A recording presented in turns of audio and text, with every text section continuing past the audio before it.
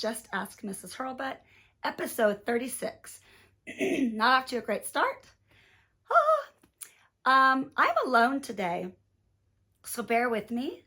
I'm going to give this a try and we'll see if it works. Our topic today, it's a tricky one, and if Lucy were here, she'd start laughing at me. Virginity Rocks. All right, I know you're all laughing at me. Get it out of your system. Why is this a topic that I'm even bringing up? Well, it's been a discussion in my classroom the last couple of days, and it's really come to my attention how valuable virginity is and the stigma that's attached to it. So hear me out. I've got questions in front of me. I might not even get to them. We'll see. Let me start by saying that you can agree with me or not, but in high school, there's a stigma attached to virginity, and that is that you should have lost it by the time you graduate high school, or you are, I don't know, you fill in the blank, not cool, not lovable, still a child, behind the 8 ball. I don't know, you tell me. But the reality is, and this is me talking to you, that if you can get all the way through high school with your virginity intact, I applaud you for so many reasons, not the least of which is the headache, the heartache, the damage, the baggage that you now won't have to take with you into college or wherever you're headed to after high school. That's huge. It doesn't mean you're not building relationships. You should be building relationships while you're in high school. And it doesn't mean you're not dating. Go right ahead and date during high school. But if you've set boundaries, all you're doing is setting yourself up for success because you're learning what your likes are, what your interests are, what your priorities are in the conversation that you're sharing with this person, in the time that you're sharing with them, in the exploration of extracurricular activities, whatever it might be. And you might even be growing in intimacy, but you're not crossing a line physically that becomes so challenging when it comes to an end, which more often than not, it does. So when you go beyond high school, you're able to go with a clean slate, with your heart in check, with no mixed messages about who you are as a person. You tend to love yourself a lot more. So yes, we're called to chastity. We're called to abstain from sex for a whole plethora of reasons that may or may not make sense to you.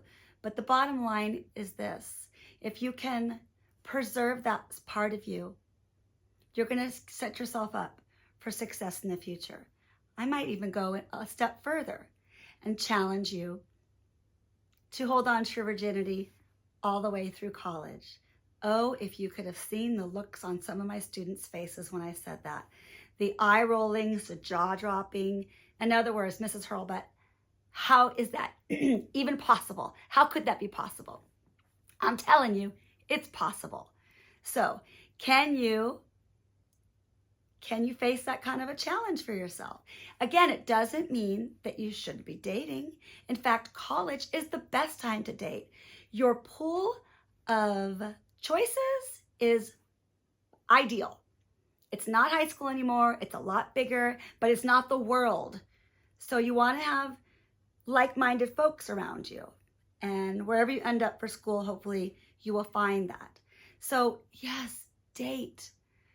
But if you can preserve that part of you all the way through college, yes, there's a stigma, and yes, maybe people will think less of you. Who cares what they think? So I challenge you to hold on to that all the way through college. And then just hear me out. Let's just say you fall in love with your person, first semester, senior year. And this is it. The magic has happened. And so you start talking to each other.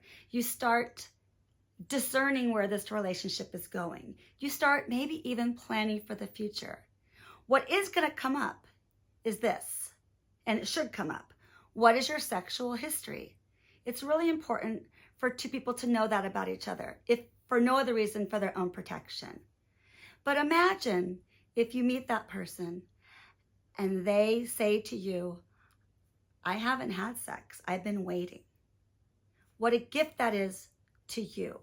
And if you can offer them that same gift, that's beautiful. Now, some of you might be looking at me right now saying, no, I'm not messing around with anybody who hasn't had sex before. They should have experience. They should know what they're doing. And I'm going to look right back at you and go, no. Think about it. If someone is saving their heart, their mind, their body, their soul for you, stop and recognize what a gift that is. Because the other side of the coin is this. You have the sexual history question. And the person that you're talking to, the love of your life, responds like this. And the numbers start popping up. I don't know about you, but that's going to change the way that I look at that relationship. That's going to alter my approach to where it's going. Because it's going to make me question the choices that the person that I'm in love with has made in their past, especially if they're that young. And the same goes with me. If I'm that person who, you got to be honest, if you're being honest and the numbers are multiple fingers, it's going to change the way that you view not necessarily each other. I'm not telling you that you stand in judgment of somebody, but it definitely should give you pause about the relationship. If this is the history this person has or the history that you have, what are you bringing to that relationship that is going to keep it from ending or having flaws, especially with intimacy? Because everything that you've done with somebody before this person is coming into that relationship. Your history is coming with you. And yes, we have STDs and STIs to think about. So what a beautiful gift, once again, it is to say, I have abstained, so I don't have those to bring to you. I only have my heart, and it's all yours because we're planning a future together. All right, I'm going to stop there for a second and see what questions I have, because I could talk about this forever. Is the value of virginity mainly spiritual, moral, or symbolic? Ooh, that's a hard one. Morally, for sure, if we're talking about a faith background or a faith practice, yeah, morally, we're called to save our hearts, to save our bodies. But really, practically, it just makes really good sense. So if you're looking at me saying, I don't practice a faith, I don't even have parents who told me to stay virgins. I can't tell you how many parents I know who hand their kids boxes of condoms when they go off to college. I'll tell you what, whether my kids liked it or not, I was not that parent. It is not our job to encourage safe sex as parents. It's our job to encourage the knowledge of what sex is and what it's all about and how it should be saved. And I know I'm going to get a lot of pushback from this, but just know that if you come from a standpoint of self-preservation, if not your faith background, you're going to see the value in the waiting. All right. How does choosing to remain a virgin relate to personal dignity, self-respect, or identity? Well, I'm going to tell you that if you're not a virgin, it doesn't mean you don't have self-respect. If you're not a virgin, it doesn't mean you lack self-respect or identity. But I don't know a lot of people who regret not having sex. It's usually, the only regret is that they wasted their time on somebody who didn't deserve that part of them. There are a lot of people that will say that it's healthy and it's important to have sexual relationships. I'm here to say that if you really want to, trying to get back to the question, if you really want to have a healthy self-identity, a healthy level of self-respect, a healthy level of self-confidence, choosing virginity is going to only make that stronger. Does waiting until marriage change the quality of a future relationship? And if so, how? Yeah, waiting for marriage will change, maybe not the quality, but it will change the direction of the relationship. If you're in a relationship and one of you wants to wait and one of you doesn't, it's going to speak volumes about the longevity of that relationship if you're coming to blows about it, if you're not in agreement. And if you're in a relationship with somebody who wants to have sex with you and you're not ready and they're not willing to listen to you, that's a big red flag, okay? That person should either say, this isn't for me, I'm gonna go find somebody else, or they're going to love you so much that they're gonna say, I will do whatever it is that's gonna make you comfortable. And it goes both ways.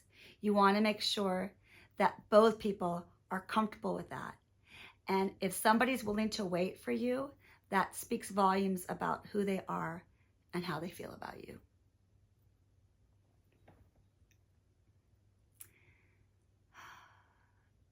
I'm going to ask this question. I think this will be our last question. Can you be a born-again virgin? I was going to say version of yourself. Can you be a born-again virgin? And the question is, of course you can.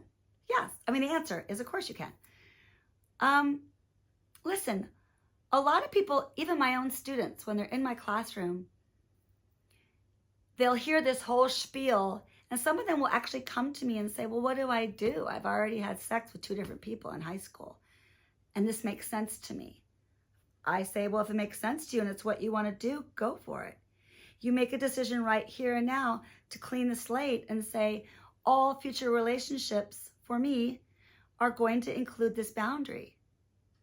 And I am going to save myself. And when I get to the point where I'm with my person that I want to spend the rest of my life with, I'm going to share that with them.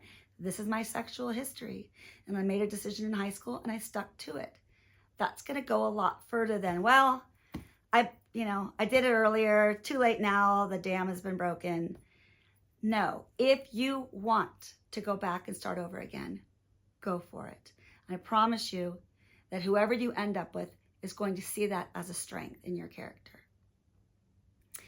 All right, I'm going to stop there because I don't even know if this is working. So don't laugh at me when I say Virginity Rocks. It's really something worth thinking about.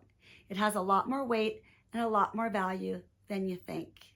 Most people who look back at their sexual experiences in high school and college tend to regret more than they appreciate. Please email me comments. I want to know what you think. That's it. How did I do? Let me know. Bye. I'll see you.